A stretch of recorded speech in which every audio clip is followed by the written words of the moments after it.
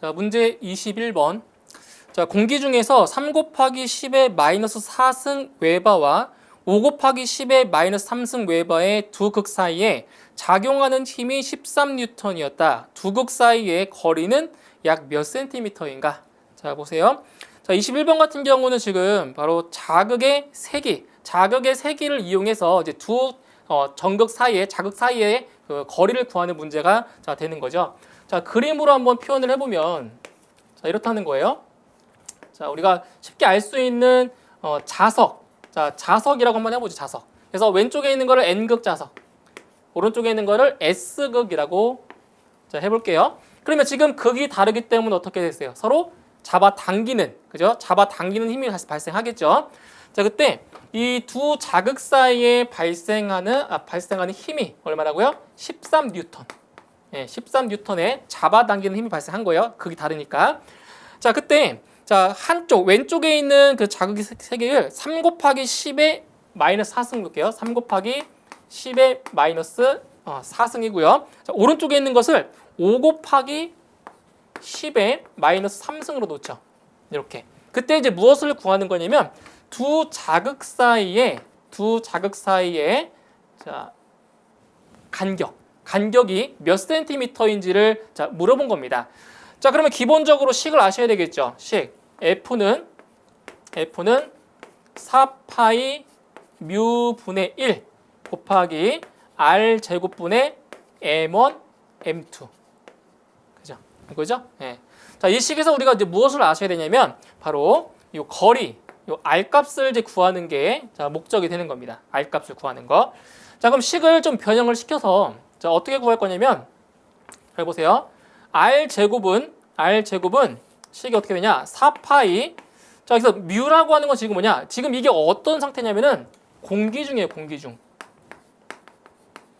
그죠? 공기 중이죠? 그럼 공기 중인 경우에는 자, B 투자율이 얼마예요? B 투자율이 1인 거죠? 1. 그래서 요 뮤를 이렇게 뮤 제로라고 쓸 수가 있는 거예요.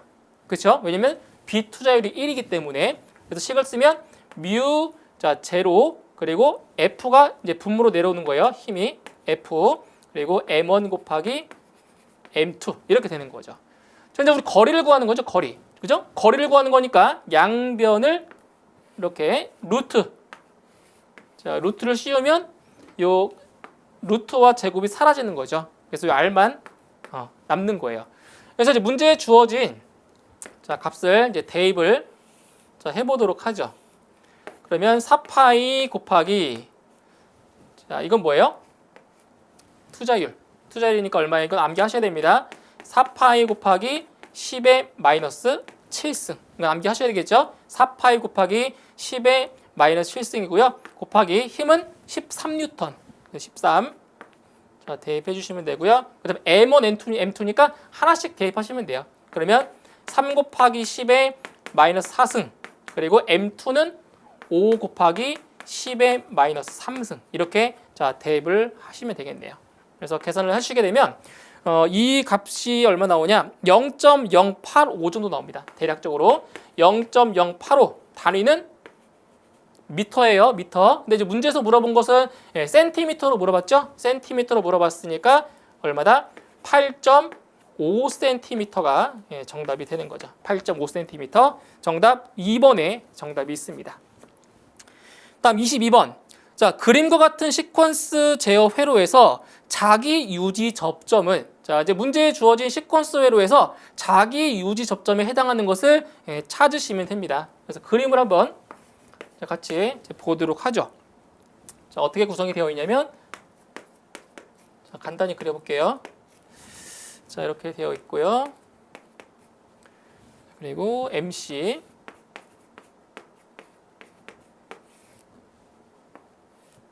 자, 이렇게 되어 있죠. 그리고 이쪽에도 마찬가지로 접점이 램프죠, 램프. 이쪽도 램프, 이렇게 램프가 이렇게 있고요. 자, 접점이 어떻게 그려졌냐면 자, 이렇게 그려져 있어요. 자, 여기는 이렇게 접점이 그려져 있고 여기는 이렇게 되어 있죠. 그다음 이쪽은 이렇게 되어 있고요. 자, 이런 식으로 되어 있죠.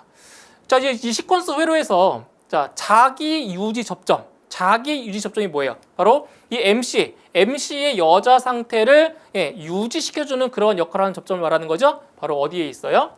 여기에 있는 거죠. 그렇죠? 이게 바로 자기 유지 접점입니다. 그래서 자기 유지 접점 같은 경우는 바로 누구와 여기 있는 기동용 푸시 버튼 스위치와 반드시 병렬로 연결하는 거죠. 병렬로. 그래서 이거는 기동용 푸시 버튼 스위치. 이것은 정지용 푸시 버튼 스위치. 그리고 이것은 열동 계정기 비접점 이렇게 부르는 거죠. 그래서 자기 유지 접점에 해당하는 것은 바로 여기 있는 A가 바로 정답이 되는 겁니다. 그래서 정답은 1번이 정답이 되겠습니다. 다음 23번. 실리콘 제어 정류 소자인 SCR의 특징을 잘못 나타낸 것은 자 1번 열의 발생이 적고 과전압에 강하다. 2번 PNPN 구조를 하고 있다. 3번 특성 곡선에 부저항이 있다. 4번 게이트 전류에 의하여 방전 개시 전압을 제어할 수 있다. 자, 보기 중에서 SCR의 특징을 잘못 언급한 것은 1번이죠. 자, 열의 발생이 적은 건 맞아요. 열의 발생이 적지만 바로 과전압에 강한 것이 아니라 과전압에는 약한 특성을 가지고 있는 겁니다. 그래서 1번이 특성을 잘못 언급한 거죠. 정답은 1번이 되겠습니다. 과전압에 약합니다. 다음 24번. 최대 능금이 50V, 내부 저항이 100ohm인 직류 전압계에 1.2kohm의 배율기를 접속하여 측정할 수 있는 전압의 최대 측정치는 몇 볼트인가?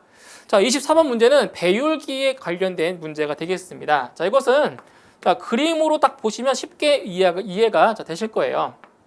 자, 뭐냐면 지금 여기에 자, 전압계가 이렇게 있고요. 자, 그리고 배율기 같은 경우는 이 전압계와 어떻게 연결한다고요? 직렬로. 그죠? 직렬로 연결하는 거죠. 자, 이렇게. 자, 여기 있다고 하죠. 자, 근데 이 전압계에는 뭐가 존재하냐면은 바로 내부 저항. 자, 내부 저항이라는 것이 자, 존재하죠. 내부 저항. 자, 근데 여기서 자, 내부 저항이 얼마냐면 100ohm이에요, 100ohm. 자, 100ohm이고요. 그다음에 배율기의 저항은 1.2kohm이래요. 1.2kohm이면은 1200ohm이죠. 맞나요? 네, 1200ohm. 자, 그런데 이 전압계의 최대 눈금이 몇 볼트다? 50볼트래요. 이 전압계에서 측정할 수 있는 최대 눈금이 몇 볼트라고요?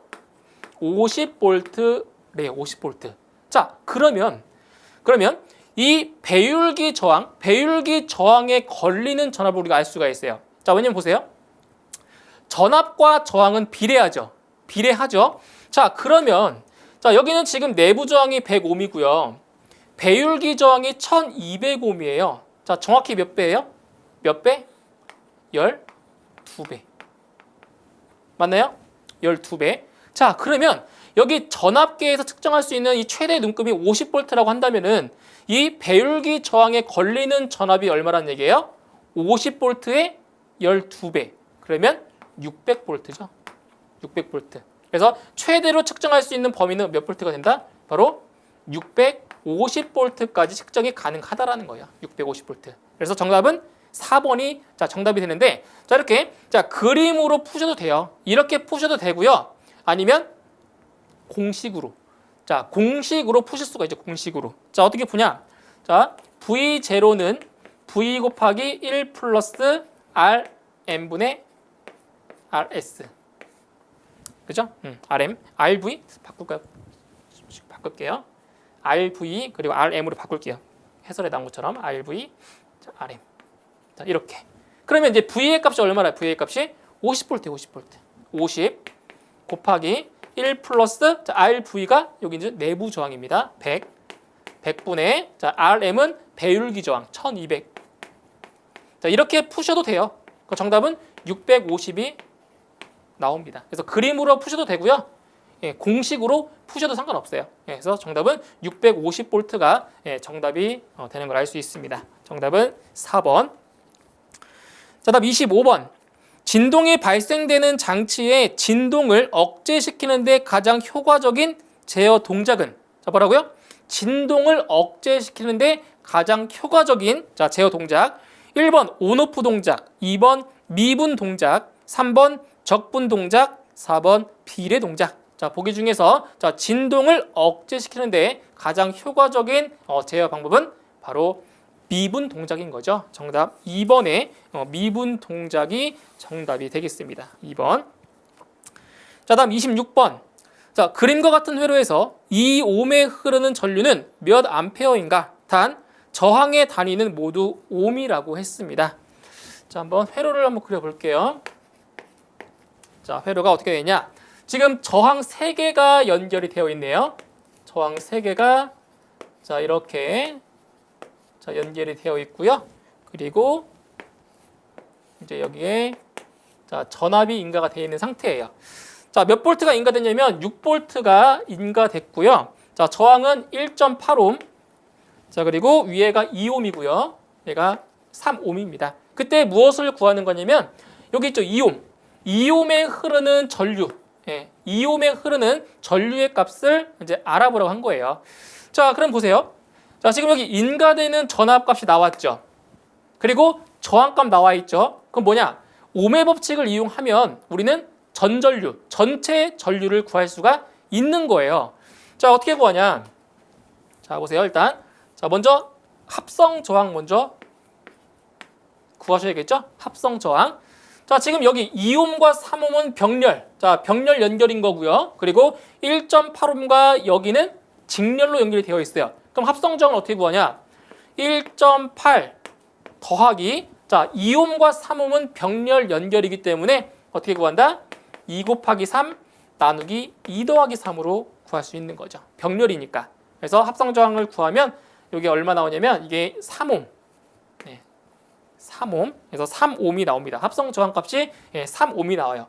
자, 그러면 자, 전전류. 그럼 전전류 I는 자, 옴의 법칙에 의해서 I는 R분의 V죠. I는 R분의 V. 그러면 저항이 3옴이고요. 자, 전압이 6볼트니까 몇 암페어다? 2암페어다. 자, 어디에 2암페어가 흐른다는 얘기예요?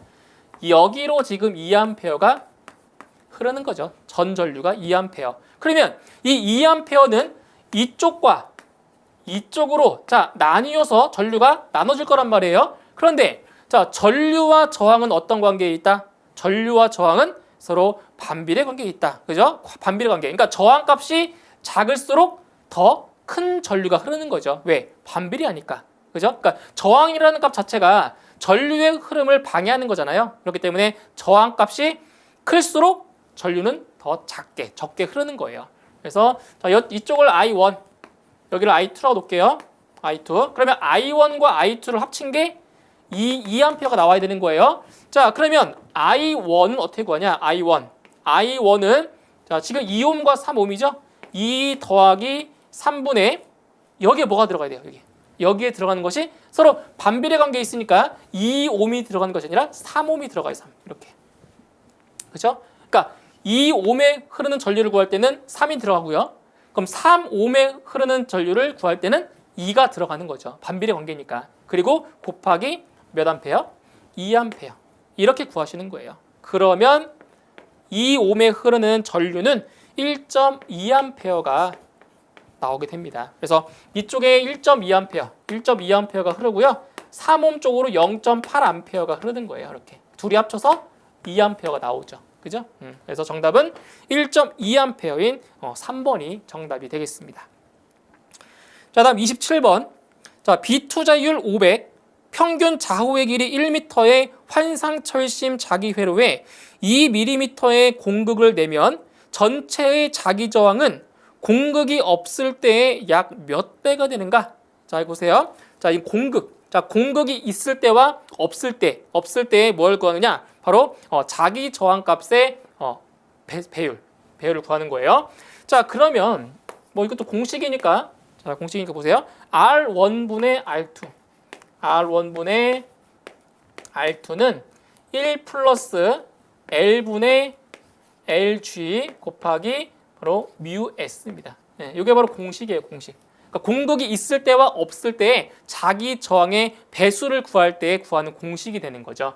자, 그럼 문제에 나온 값 대입하시면 돼요. 1 플러스 자, L은 뭐예요? L은 바로 좌호의 길이입니다. 좌호의 길이가 몇 미터냐면 1미터라고 했죠?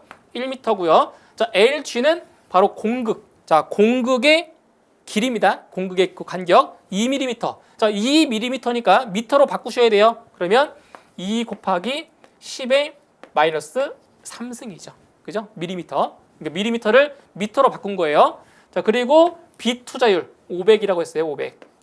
이렇게. 그래서 계산해 주시면 자, 정확히 몇 배 나오냐? 2배. 그래서 자기 저항이 몇 배가? 2배가 되는 것을 알 수가 있습니다. 정답은 3번입니다. 자, 28번. 자, 자극에서 나오는 자하의 전기력선의 수를 자속이라 한다. 이때 대등하다고 볼 수 있는 것은, 자, 이 문제 같은 경우는 자기 회로와 전기 회로의 비교입니다. 자, 뭐냐면 전기 회로와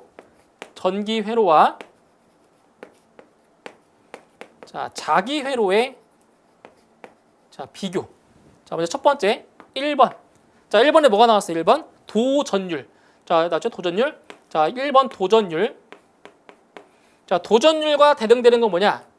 바로 자기 회로에 봤을 때 전기 회로에서의 도전율과 같은 것은 뭐냐? 자기 회로에서는 뭐예요? 바로 투자율이죠. 투자율. 그죠? 예, 투자율과 대등하다고 볼 수 있는 거예요.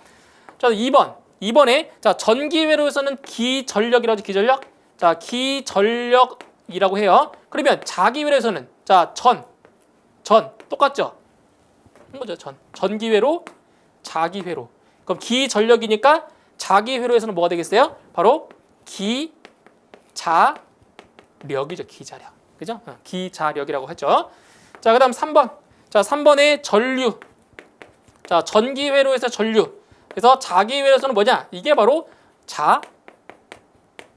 자속. 그래서 이 자속과 대등되는 개념 바로 전류가 되는 거예요. 그래서 정답은 3번이 정답이 되는 겁니다. 그러니까 자속과 대등되는 관계는 바로 전류가 되는 겁니다. 전류. 자, 그다음 4번. 자, 4번에는 뭐예요? 전기 저항이죠. 전기 저항. 이것과 대등되는 게 뭐겠어요? 여기도 마찬가지로 전기. 예, 전기니까 뭐예요? 자기 저항. 이렇게 보시면 돼요. 그래서 정답 자속과 대등되는 개념은 전기 회로에서는 전류라고 보시면 되겠습니다. 정답 3번입니다. 자, 다음 29번. 자, 회로에서 저항 25매 흐르는 전류는 얼마냐? 자, 이거는 보세요. 자, 29번 같은 경우는 바로 중첩의 원리죠. 예, 중첩의 원리로 자, 푸는 문제가 되겠습니다. 자, 회로를 그려 볼게요.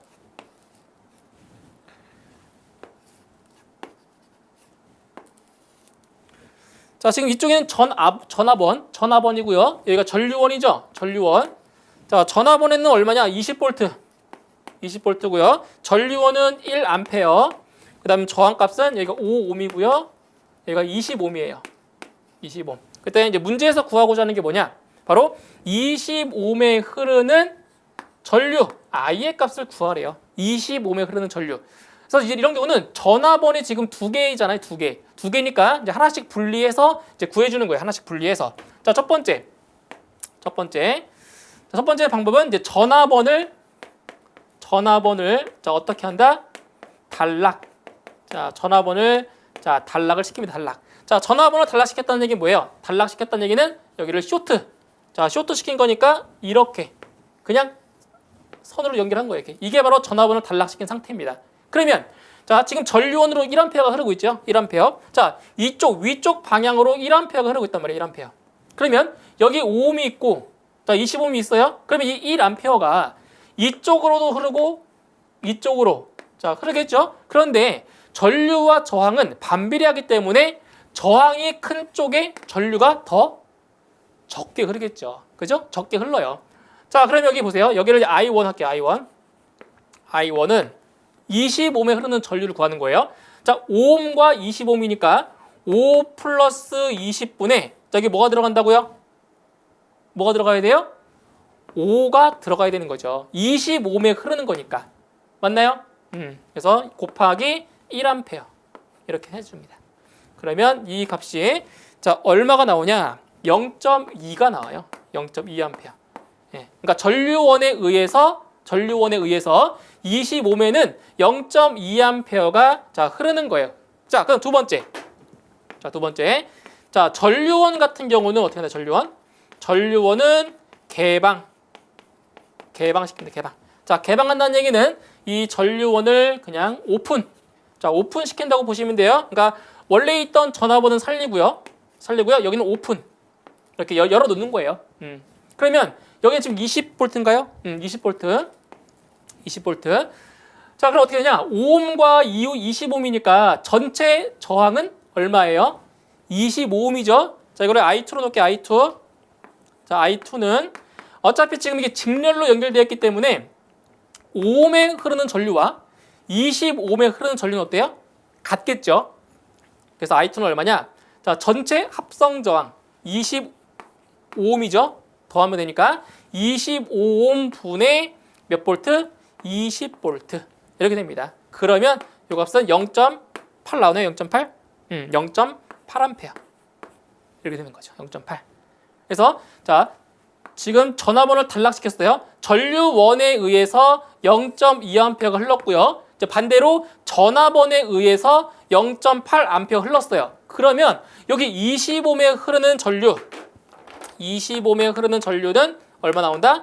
I1과 I2를 합치면 돼요. 이게 바로 중첩의 원리입니다. 그래서 두 개를 합치면 1A가 나오게 되는 거죠. 그래서 25옴에 흐르는 전류는 1A가 되는 것을 알 수가 있습니다.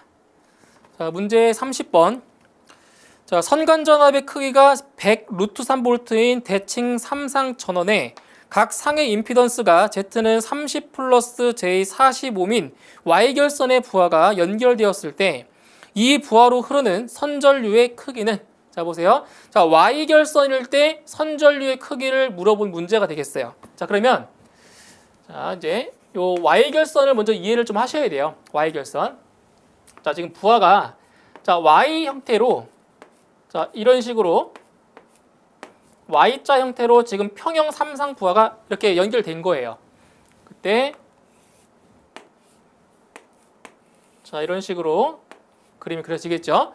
자, 이제 무엇을 구하는 거냐? 자, 선전류를 물어봤죠. 선전류. 그러니까 여기 지금 세 개의 선이 있죠. 자, 이 선에 흐르고 있는 전류를 물어보는 거예요. 그래서 요 선전류 IL. 자, 선이니까 라인에 L자 쓴 거예요. 자, IL 값을 자, 구하는 겁니다.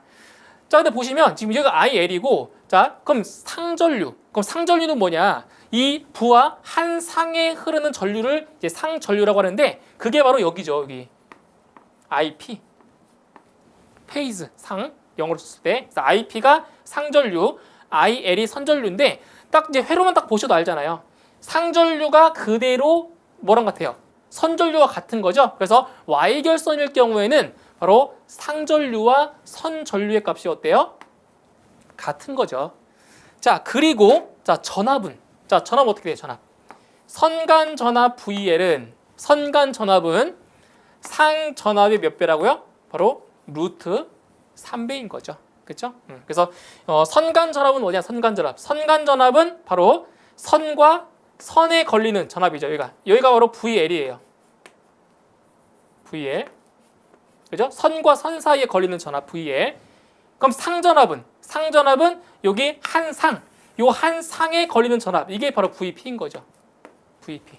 그죠? 요거예요. 자, 이제 한번 문제에서 요구하는 선전류 값을 구해 보도록 할게요. 자, 보세요. 선전류 IL은 자, 뭐와 같다고요? Y결선일 때는 상전류와 같다고요. IP랑 같아요. 자, 그러면 IP는 뭐냐? IP는 자, 상전류는 임피던스 분의 VP죠? 상전압. 자, 그런데 이 상전압은 바로 선간전압보다 루트 3배만큼 작잖아요. 그래서 어떻게 쓸 수 있냐? 자, 보세요. 상전압 대신에 루트 3분의 자, VL로 쓸 수 있는 거죠? 맞나요? 그러니까 선간전압이 상전압의 루트 3배니까 이게 루트 3으로 나눠주면 상전압을 구할 수가 있는 거예요. 그리고 여기다 이제 임피던스 분의 1이 되는 거죠. 이렇게. 자, 대입을 해볼게요. 이제 자, 루트 3 곱하기 자, 이거는 임피던스의 크기예요, 크기. 어떻게 보면 임피던스의 크기. 근데 지금 임피던스가 얼마라고 했어요? 임피던스가 30 플러스 J 40이라고 했죠? 그때 임피던스의 크기는 루트 30의 제곱 더하기 그리고 40의 제곱이죠. 이게 바로 임피던스의 크기입니다. 자, 분해. 자, 선간전압은, 자, 문제에서 선간전압이 100 루트 3이라고 했을 때 100 루트 3, 100 루트 3 이렇게 되죠. 자, 그러면 딱 나왔어요. 자, 루트 3 약분돼 버리죠. 이거 계산해봐요, 계산. 이거 계산하면 얼마 나와요? 이거 50 나요, 50. 그럼 얘 약분되죠? 2로. 그죠? 따라서 선 전류는 얼마다? 2A가 나오게 되는 거죠. 이렇게 해서 정답은 1번 2A가 정답이 되겠습니다. 그래서 이 Y결선과 델타 결선을 잘 구분할 수가 있어야 됩니다. 아시겠죠? 자, 다음 31번. 삼상 유도전동기를 기동하기 위하여 권선을 Y결선 하면 델타 결선 하였을 때보다 토크는 어떻게 되겠는가? 그래서 Y델타 그 회로에서 Y델타 기동 회로에서 바로 토크의 지금 값을 비교하는 문제가 자 되겠습니다. 자, 보세요. 자, 어떻게 보셔야 되냐면, 자, 이제 전동기, 유도전동기의 토크는 0.975 곱하기 n분의 p죠. 그죠? 0.975 곱하기 n분의 p예요. 이게 유도전동기에서 바로 토크를 이제 구하는 공식인데, 이제 여기서 알 수 있는 게 뭐냐면, 이 토크와 이 전력은 서로 어떤 관계에 있어요? 비례 관계죠, 비례. 그죠? 비례 관계에 있죠. 자, 그런데 이 전력은 또 누구와 비례 관계에 있냐? 바로 전류하고도 비례 관계에 있는 거죠. 자, 그러면 지금 토크의 관계를 물어봤죠? 그럼 뭘 구하면 돼요? 바로 요 전류의 관계를 구하면 되는 거예요, 전류 관계. 그래서 Y 기동, 그러니까 Y 결선과 자, 델타 결선에서의 뭘 구하면 된다고요? 결국 전류의 값을 비교하시면 되는 겁니다. 전류. 자, 이건 우리가 암기하고 있어요. 이거는 우리가 암기하고 있는 게 뭐냐?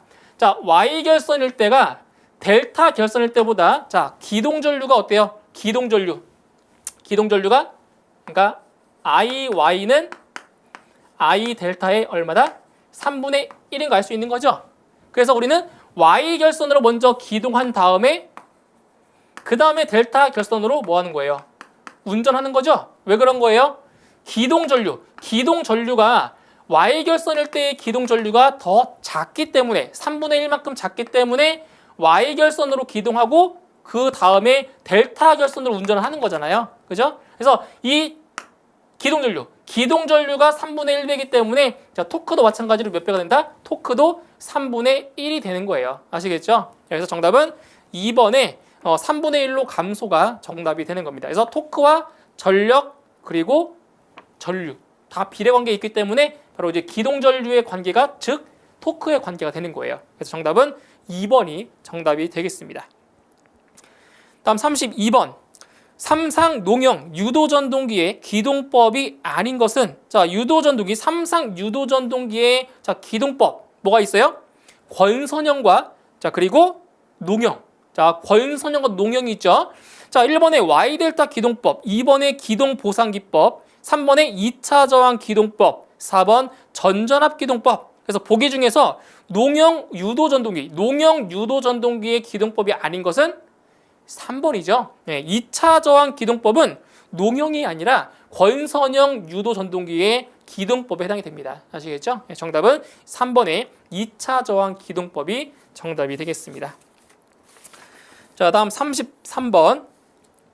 시퀀스 회로를 논리식으로 표현하면 자, 시퀀스 회로를 보고 자, 유접점 시퀀스 회로를 보고 이걸 논리식으로 만드는 거예요. 자, 회로를 한번 보도록 하죠. 회로가 어떻게 되어 있냐면 자, 접점이 이렇게 자, 3개. 자, 3개가 있고요. 네, 여기가 C예요, C.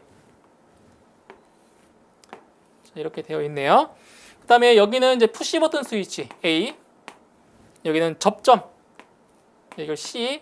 그리고 여기는 푸시 버튼 스위치 B. 자, 이렇게 나와 있어요. 그때 이제 이 시퀀스 회로를 보고 자, 논리식을 만드는 거예요. 근데 여기서는 이제 공식이 있어요. 공식. 자, 어떤 공식이 있냐? 세 가지 정도를 좀 암기를 해주세요. 세 가지 정도. 세 가지. 자, 직렬.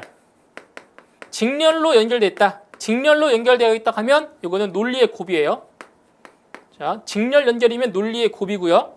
반대로 병렬로 연결돼. 병렬. 병렬 연결이면은 이것은 논리의 합이고요. 논리의 합이에요. 그 다음에 비접점.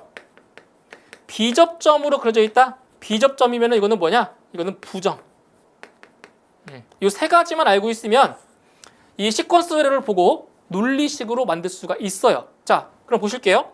먼저 여기 보시면 이제 B와 C가 어떻게 연결이 되어 있냐면 이렇게 직렬이 직렬. 직선이니까 직렬. 자, 직렬로 연결되어 있기 때문에 자, 이거는 B 곱 C예요. 이렇게. 그런데 자, C는 A접점이죠. A접점. A접점인데 이 접점이 지금 어디에 있어요? 접점이 왼쪽에 있죠. 왼쪽에 있으니까 무슨 접점이다? B접점이다. 그죠? 오른쪽에 있으면 A접점이고요. 왼쪽에 있으면 B접점이에요. 그래서 B접점이기 때문에 부정. 그래서 B 위에다가는 다가 붙어야 돼요. 부정이니까. 부정. 그 다음에 여기는 그냥 A가 되겠죠. A. 그죠? 오른쪽에 있으니까 접점이. 오른쪽에. 그래서 자, 근데 이 부분과 이 부분은 서로 어떻게 되어 있어요? 서로 병렬. 그렇죠? 병렬 연결이죠. 병렬 연결이니까 논리의 합이에요. 논리의 합. 그래서 여기는 A 논리의 합 B 바 C가 되는 거죠. 맞나요? A 자, 병렬이니까 논리의 합이에요. A 합 B 바 C가 되는 거죠. 그때 출력 뭐예요? C. 얘가 출력 C죠. 이렇게. 그래서 이 시퀀스 회로가 자, 이러한 논리식으로 만들어지는 겁니다. C는 A 합 B 바 C. 그래서 정답은 몇 번? 1번에 정답이 있죠. 1번. 자, 다음 34번. 자, 해당 기호는 어떤 것을 뜻하는 기호인가? 자, 보시면 자, 이렇게 되어 있어요. 자, 어떻게 그림이 그려져 있냐면 동그라미 안에 F, 대문자 F 써 있죠. 자, 이 F가 뭘 뜻하는 거냐? 바로 프리퀀시. 프리퀀시의 앞 글자 F를 쓴 거예요. 자, 프리퀀시 뭐예요? 프리퀀시는 주파수. 이거는 바로 주파수계가 되는 거죠. 맞나요? 주파수계. 그러니까 주파수를 측정하는 계기를 말하는 거죠. 주파수계. 자, 그러면 1번에 전력계. 전력계는 전력계. 자, 전력계는 어떻게 그리냐? 전력계는 동그라미 안에 W, 와트. 와트가 전력의 단위죠? 와트. 그래서 동그라미 안에 W 쓰시면 돼요. 이게 전력계예요. 자, 그다음 2번에 전압계. 자, 그럼 전압계는 뭐냐? 전압계. 전압의 단위가 뭐예요? 전압의 단위는 볼트. 네, 볼트니까 동그라미 안에 대문자 V. 이게 전압계를 나타내 주는 거고요. 그다음 3번은 전류계. 전류계. 자, 전류의 단위가 뭐예요? 전류의 단위는 암페어. 자, 암페어니까 동그라미 안에 대문자 A라고 쓰면 되는 거죠. 그죠? 전력계, 전압계, 전류계. 자, 그런데 문제에서는 자, 이 그림이 나왔죠? 이 그림이 나왔으니까 4번에 주파수계가 정답이 되는 겁니다. 정답 4번. 자, 다음 35번. 다음 중 강자성체에 속하지 않는 것은 자, 자성체라고 하는 것은 뭐예요? 자성체라고 하는 것은 바로 자기적인 성질을 갖고 있는 물체를 말하는 거죠. 그 중에서 자성체를 우리는 세 가지로 분류할 수 있어요. 반자성체, 그리고 상자성체, 그 다음에 강자성체. 이 세 가지 중에서 자, 자기적 성질이 가장 큰 자성체가 뭐예요? 바로 강자성체죠. 강자성체. 자, 보세요. 여기 보시면 강자성체가 있죠. 그리고 상자성체, 그 다음 반자성체. 자, 이렇게 있는 거죠. 그래서 강자성체가 자기적인 성질이 가장 큰 거예요. 그래서 강자성체는 자, 비투자율이 1보다 상당히 큰 값을 말하는 거고요. 그 다음에 상자성체 같은 경우는 비투자율이 1보다 크고요. 이제 반자성체는 이 비투자율이 이제 1보다 작다. 이제 이렇게 표현을 하죠. 그래서 강자성체가 자기적인 성질이 가장 크다고 볼 수가 있는 거예요. 자, 보기 중에서 강자성체에 속하지 않는 걸 찾는 거예요. 자, 1번에 니켈, 2번 알루미늄, 3번 코발트, 4번 철. 자, 보기 중에서 강자성체에 해당하지 않는 것은 2번이죠. 예. 알루미늄 같은 경우는 뭐예요? 알루미늄은 강자성체가 아니라 어디에 속하냐? 바로 여기죠. 예. 상자성체. 요 상자성체에 알루미늄이 들어있어요. 알루미늄. 아시겠죠? 그래서 알루미늄은 강자성체가 아닌 거예요. 그래서 정답은 2번이 정답이 되겠습니다. 자, 다음 36번. 부계환 증폭기의 장점에 해당되는 것은, 자, 부계환 증폭기. 자, 부계환 증폭기는 뭐냐? 자, 괴환. 괴환이라고 하는 게 뭐예요? 피드백. 자, 피드백을 말하는 건데, 여기서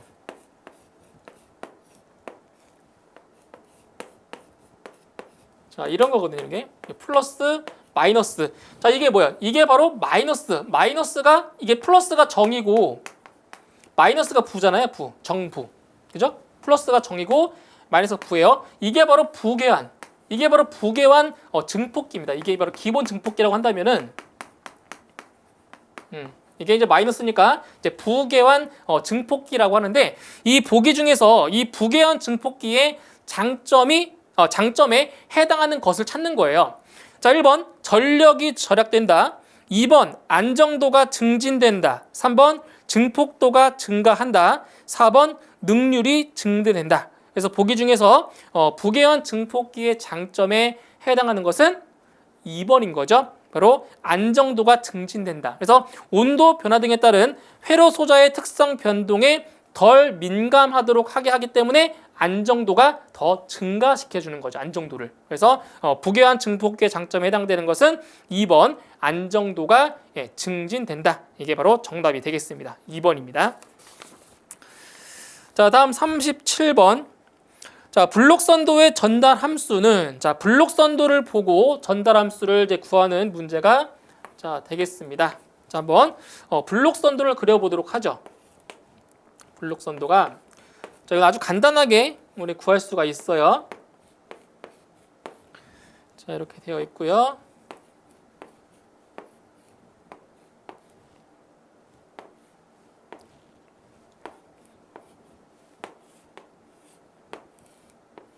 자, 이렇게 되어 있죠.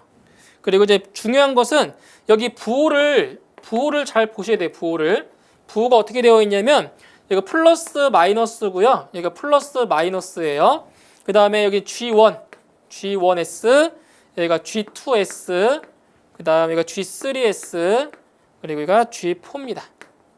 G4. 그래서 여기가 입력축이고요. 이쪽이 출력이 되는 거죠. 출력. 자, 그때 이제 전달함수라고 하는 것은 입력분의 출력을 구하는 거죠. R분의 C를 구하는 거예요. 입력분의 출력을 구하는 게 바로 전달함수인데, 자, 구하는 공식이 있습니다. 구하는 공식. 자, 1 마이너스 여기는 뭐가 들어가냐면은 클로즈드 루프가 들어가고요. 분자에 들어가는 거는 오픈. 자, 오픈 루프가 들어가요. 오픈 루프. 그래서 여기는 개루프. 이거를 이제 개루프라고 하고요. 여기를 페루프라고 하죠. 페루프. 그래서 이 오픈 루프. 자, 오픈 루프에 해당하는 게 뭐냐? 오픈 루프에 들어가는 것이 바로 이겁니다. 이거. 이게 바로 개루프예요. 개루프. 오픈 루프고요. 자, 클로즈 루프. 페루프는 어디냐면 여기에 하나 있고요. 또 어디냐면 여기.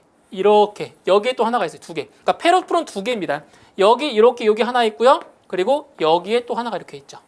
페루프가. 그러니까 페루프는 지금 두 개가 있는 거예요. 자, 이걸 가지고 이제 전달함수를 구할 수가 있어요. 자, 보세요. 자, 먼저 오픈 루프는, 자, 이게 여기서부터 여기까지 오픈 루프라고 했죠. 그러면 G1과 자, G2가 있다면 이제 블록선도에 G1과 G2 있으니까 이때는 그냥 두 개를, 자, 이게 직렬로 연결되지. 직렬로 연결되어 있으면 곱하시면 돼요. 그런데 병렬인 경우는 더하시면 되는데 직렬일 때는 그냥 곱하시면 돼요. 그래서 오픈 루프는 G1 곱하기 G2가 들어가는 거예요. 분자에 들어가는 게. 자, 그리고 분모는 1 마이너스, 자, 괄호 할게요. 괄호. 자, 잘 보세요. 자, 먼저 이거 여기. 자, 페루프죠. 근데 지금 여기가 부호가 뭐예요? 부호가 마이너스 마이너스. 자, 마이너스니까 마이너스 G2, G3 맞나요? G2, G3 이렇게 되는 거예요. 이거 곱하시면 돼요. 이렇게 직렬이니까 직렬. 그 다음에 여기는 두 번째 루프는 G1, G2, G4 맞나요? G1, G2, G4 맞죠? 근데 지금 여기도 뭐예요? 부호가 마이너스. 그러면 마이너스 G1, G2, G4 이렇게 됩니다. 자, 지금 보세요. 괄호 앞에 뭐가 있어요? 마이너스. 괄호 앞에 마이너스. 그럼 뭐가 돼요? 전부 다 플러스로 바뀌죠. 맞죠? 예. 그러니까 마이너스 마이너스 곱하면 플러스가 되니까. 그래서 다 플러스가 되는 거예요. 그래서 1 플러스 G2, G3 플러스 G1, G2, G4 분의 G1, G2. 이게 바로 전달 함수가 되는 겁니다. 그래서 보기 중에서 여기에 해당되는 거는 4번. 예, 4번에 이러한 식이 있죠. 전달 함수는 4번이 정답이 되겠습니다. 자, 다음 38번. 자, 그림은 비상시에 대비한 예비 전원의 공급 회로이다. 직류 전압을 일정하게 유지하기 위하여 콘덴서를 설치한다면 그 위치로 적당한 곳은 자, 보세요. 자, 정류 회로입니다. 정류 회로.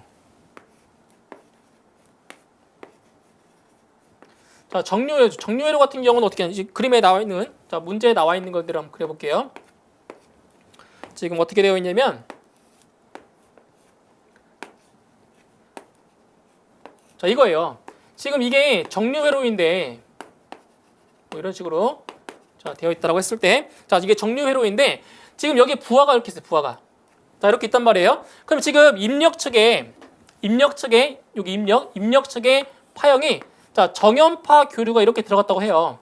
정연파 교류가. 그러면 이 부하 측에서 파형을 측정을 하면 어떻게 나오냐? 이 정류 회로를 거쳐서 파형이 이렇게 정류가 돼서 파형이 막 나오는 거예요. 입력, 출력. 그런데 여기에다가 뭘 설치하냐면 바로 평활회로. 자, 콘덴서를 부하와 병렬로 이렇게 콘덴서를 설치를 하면 콘덴서를 설치하잖아요. 그럼 이 파형 어떻게 되냐? 파형이 이렇게 돼, 이렇게. 그러니까 직류 전압에 가깝게 이렇게 바뀐단 말이에요. 콘덴서를 설치해버리면 이게 바로 평활회로라고 하는 거죠. 그래서 이 콘덴서를 자, 부하에 병렬로 연결해 주는 거예요. 그럼 파형이 이렇게 직류 전압에 가깝게 이렇게 만들어지는 거예요. 이렇게.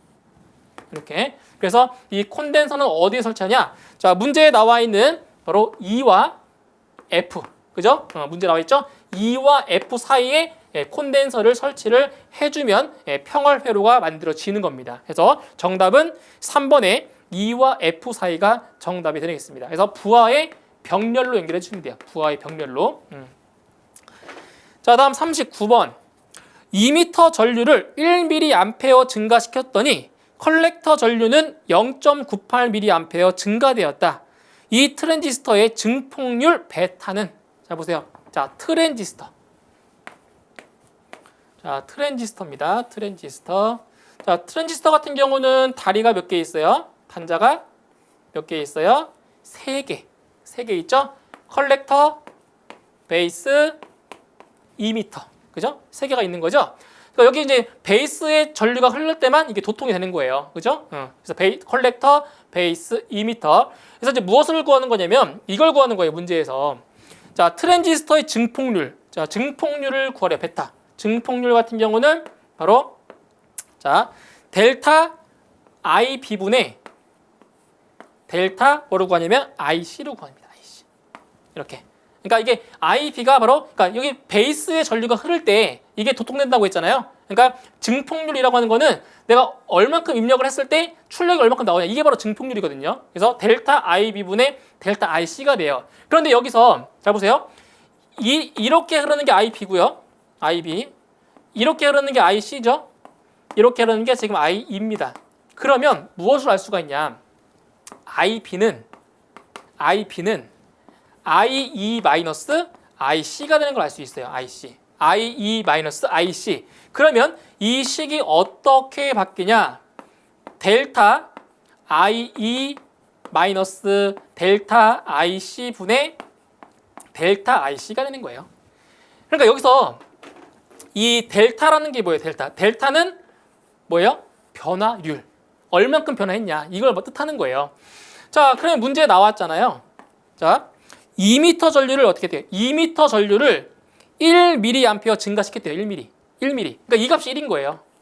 2m 전류를 1A, 1mA 증가시켰대요. 그리고 컬렉터 전류는 얼마까지 증가했대요? 컬렉터 전류는 IC는 0.98mA 증가했대요. 그러니까 2m 전류를 1mA 증가시켰더니 컬렉터 전류가 0.98mA가 증가했다는 얘기예요. 그러면 1-0.98분의 0.98이 되는 거죠. 이렇게 1 빼기 0.98분의 0.98. 그러면 이 값이 49라는 값이 나오게 됩니다. 그래서 트랜지스터의 증폭률은 49가 되는 겁니다. 자, 다음 40번. 자, 그림에서 전압계의 지시값이 100V이고 전류계의 지시값이 5A일 때 부하 전력은 몇 W인가? 단 전류계의 내부 저항은 0.45mm라고 했습니다. 자, 그러면 자 40번 문제. 자, 회로를 먼저 그려볼게요. 자, 회로가 이렇게 되어 있어요. 지금 여기에 전압계가 하나 설치가 되어 있고요. 전압계. 그리고 여기 전류계가 설치가 되어 있고 그 다음에 이제 부하가 이렇게 설치가 되어 있습니다. 이런 식으로. 자, 그때 이제 뭐냐? 전압계의 지시값이 100V래요. 전압계의 지시값이 100V. 네, 100V고요. 그다음에 전류계의 지시값이 5A. 자, 그런데 이 전류계의 내부 저항, 전류계의 내부 저항이 얼마냐면 0.45mm래요.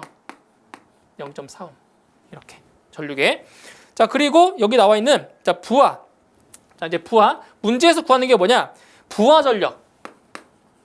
자, 부하 전력이 얼마인지를 지금 자, 물어본 거예요. 부하 전력. 자, 그럼 여기서 자, 전력. 자, 전력이라고 하는 건 뭐예요? P는 전압 곱하기 전류죠? P는 VI. 이렇게 해서 부하 전력을 구할 수가 있어요.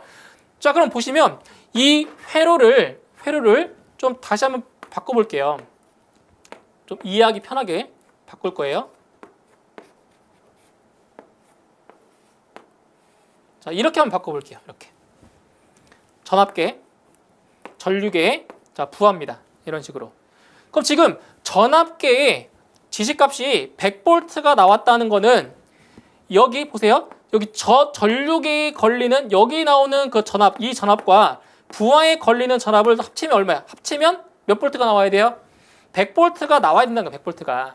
자, 그런데 자, 전류계의 지시값이 5A이고 내부 저항이 0.45mm예요. 그러면 여기에 걸리는 전압이 얼마란 얘기예요? 전류와 저항을 곱하면 되는 거죠. 몇 볼트다? 2V라는 거죠. 5A와 0.45를 곱한 거예요. V는 IR. 그럼 여기 2V가 걸리는 거예요. 그러면 이 부하에는 몇 볼트가 걸리는 거예요? 부하에는 100V 중에 2V가 여기 있으니까 나머지 98V는 여기 부하에 걸리는 거예요. 부하에. 자, 그러면 부하 전력. 자, 부하 전력 PR 어떻게 부하? 자, 부하 전력은 얼마예요? 98V에다가 몇 암페어? 지금 여기에 전류계 지시값이 5A니까 여기도 5A죠. 똑같이. 왜? 직류니까 직렬이니까 5A, 여기도 5A. 그래서 98 곱하기 5를 해주시면 되는 겁니다. 98 곱하기 5. 그래서 이거는 490W가 바로 부하 전력 값이 나오게 되는 거죠. 이렇게 해서 정답은 1번이 정답이 되겠습니다.